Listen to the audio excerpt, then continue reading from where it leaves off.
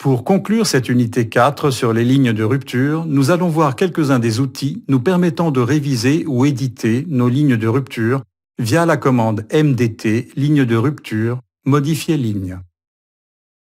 En sélectionnant la ligne de rupture, si nous nous plaçons dans la ligne de commande, nous pouvons nous déplacer en utilisant les sommets suivants ou précédents. Nous pouvons déplacer un sommet en sélectionnant un nouveau point. Nous pouvons également supprimer des sommets ou au contraire, insérer un nouveau sommet en sélectionnant toujours un nouveau point MDT. La commande suivante, MDT ligne de rupture vérifier ligne, va nous servir à vérifier si nous avons des erreurs durant la création du dessin de ces lignes. Par exemple, nous pouvons détecter des sommets isolés qui ne s'appuient pas sur des points MDT. Détecter des points sur une ligne comme dans le cas d'une ligne qui traverse une série de points et l'un d'eux, intermédiaire, ne la contient pas.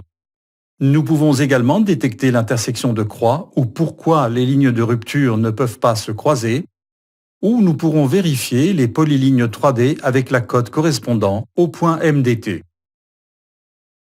Nous pouvons également choisir les calques ou lignes de rupture que nous pouvons réviser, et si nous voulons qu'il nous crée un point ou qu'il nous marque les erreurs. Nous allons marquer l'erreur de 5 mètres pour qu'elle soit visible. Nous allons sélectionner tout et acceptons. Nous supprimons et exécutons à nouveau la commande pour vérifier si des erreurs ne sont pas trouvées. Si nous exécutons MDT ligne de rupture, nous disposons d'autres fonctions comme par exemple l'exportation de nos lignes de rupture.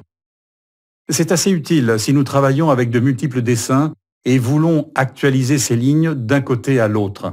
Il va créer un fichier avec extension ROT avec la définition des calques de nos lignes de rupture. Par exemple, nous entrons comme ligne de rupture armée top actuelle et sélectionnons dans notre cas les lignes que nous avons utilisées, celles du sommet de talus, base de talus et contour. L'étape suivante consistera à enregistrer notre fichier, lequel nous servira dans l'unité suivante relative aux surfaces ou modèles numériques de terrain.